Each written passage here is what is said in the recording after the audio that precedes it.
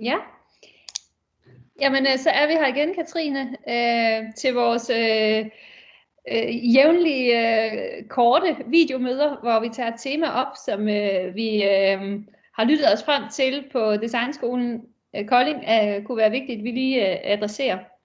Og i dag er det eksamen, fordi vi er jo i eksamenstid, og det er blevet lidt anderledes her under coronakrisen.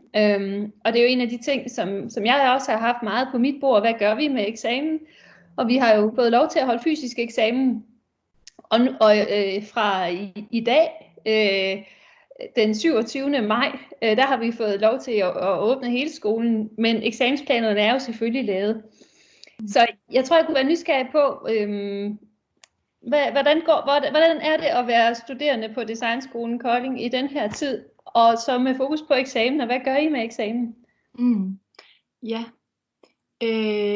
og jeg tror, at der har jo været, igennem hele processen har man været forvirret omkring, om vi skulle til eksamen nu, eller om det skulle udskydes i det hele taget, eller om vi skulle have online eksamener osv.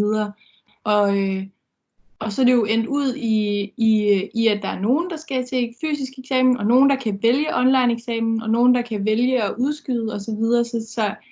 Så det er egentlig endt ud i en god mellemvej, hvor man har fået lov til at tage et valg på en eller anden måde, tror jeg, på mange årgange. Og jeg tror, altså for mit vedkommende, førsteårsstuderende, vi har nærmest alle sammen valgt at skulle til eksamen nu her. Hvilket jeg føler har været rigtig rart, fordi det betyder jo, at man kan få en sommerferie, hvor man har afsluttet det første år, og ligesom kan forberede sig på et nyt år, og lige tage en pause. Men så, jeg har snakket med nogle af mine veninder fra tredje årgang på bacheloren, hvor der er rigtig mange, der har valgt jo at udskyde til august.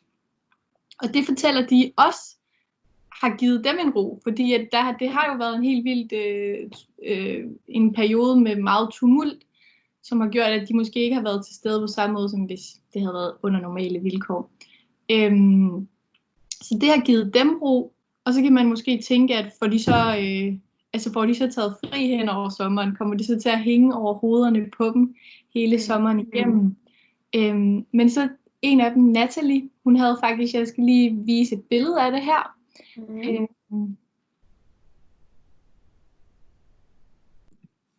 Det kan jeg måske ikke.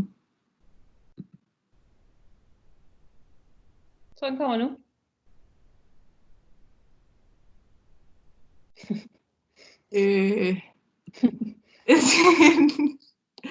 Jeg tror, det fungerer vist ikke helt som... Der står, at understøttelse af whiteboard-optagelse kommer snart. Vi er simpelthen foran. Ja, der er nye indstillinger her, synes jeg. Så det er også lige meget, men det var et billede af, fordi det hun har valgt at gøre, det er at skrive en kontrakt med sig selv, hvor der står, at 12. juli, der skal hun være færdig med sit eksamensprojekt, og skal hun holde ferie, og så tager hun det op igen en uge inden hendes eksamen i august. Og jeg synes bare, det var sådan en genial idé, fordi at hun så arbejder med en deadline alligevel, men ikke en så tidlig deadline, som hvis hun skulle have været til eksamen nu her i juni, men det giver hende lige lidt mere tid, og også en pause. Jeg tror også, at det er en meget god ting at tage med sig videre, det der med at vide, at man arbejder, og så kan man også tage fri i en periode. Ja. Ja. Et rigtig godt eksempel der. Og som jeg også kan genkende til, altså det er jo også, vores undervisere og ansatte skal jo også holde fri. Og det er jo lidt en bekymring, når man udskyder noget, får man så holdt fri, og det er jo vigtigt. Så måske lærer vi noget der også med så at lave en ramme selv, når den ikke lige er der sådan naturligt. Lige præcis. Nu kan jeg så ikke vise billederne, men jeg havde et billede af alle tre pigerne, og de bor 3 sammen, som studerer alle sammen på bachelor, 3. årgang, og Christine Beate, hun var en af dem, og hun har så valgt at gå til eksamen nu her i juni, for ligesom at få det afsluttet, hvilket hvilket jo gør, at hun som ligesom mig kan få lov til at holde fri og sådan også tænke ud i noget nyt. Men det hun så synes har været svært i den her periode, fordi der er så mange, der har valgt at udskyde, det er, at hun ikke har kunnet ligesom sammenligne sig med andre, er hun godt med eller ej, eller hun heller ikke, man plejer sådan at have hele den der følelse af, at alle skal op, og alle skal have alt muligt klar, og alle stresser rundt, men det har hun bare gjort lidt for sig selv, og det tror jeg, det har været lidt spøjst. Jeg tror, at der er en masse sådan lidt forskellige stemninger i forhold til, hvad man har valgt at gøre nu her. Ja. Må jeg spørge, hvad du skal op i? Hvad er dit emne? Ja, jeg skal op jeg går på mode på første år, og vores tema er naturen.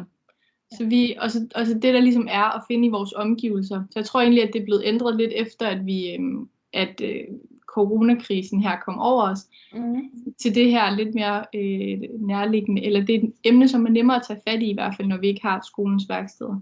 Ja. Og jeg har valgt at arbejde med horisont. Ja. Hvordan gør man det?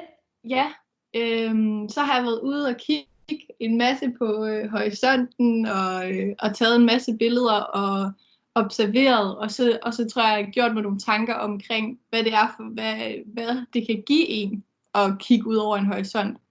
Jeg synes, det er lidt spændende at finde ud af, hvornår er det, at naturen rammer en rigtigt, eller sådan, hvornår kan man, og det gør det virkelig, tror jeg, når man kigger ud i sådan et uendeligt univers. Så jeg er ved at strikke hele mit eksamensprojekt, som sådan en, jeg tænker det som sådan en uendelig tråd, der bare fortsætter og fortsætter. Ja. Ej, spændende. Det håber jeg bliver godt. Ja. Ja. Ja. Men det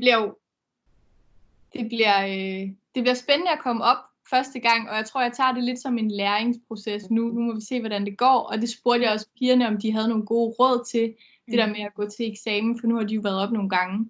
Ja. Og jeg tror, det er vigtigt at stille for sig, at man bare, at være tilfreds med det projekt, man laver. Og Natalie, hun sagde faktisk, at hun altid lige skriver ned, inden hun går ind, altså forventningsafstemmer, skriver ned, hvad synes hun selv, hun har gjort godt, hvad forventer hun af det her, fordi så har man ligesom det som en god bundlinje, selv hvis det ikke går, selv hvis man ikke får så god en karakter, så har man stadigvæk levet op til sine egne forventninger. Ja. Der er sådan en fin distinktion i evalueringslitteratur, men den summative evaluering, og det er måske karakteren, altså så summer man op, hvad har jeg nået, men så er der også den formative, hvad lærer jeg, og hvad vil jeg tage med mig ind i næste semester eller ud i verden, og det er jo mindst lige så vigtigt. Lige præcis. Lige præcis. Nu er vores tid vist også gået. Hvis ikke vi skal. Ja. Det var spændende at tale om eksamen og horisontudvidelse i samme hug. Meget spændende. Det kan være, at vi må vende tilbage til det næste uge. Så kan det være, at jeg har billeder klar. Ja. Ja. Held og lykke indtil da, og pøj med aflevering og alt muligt. Tak for det. Vi ses. Ja, vi ses. Hej.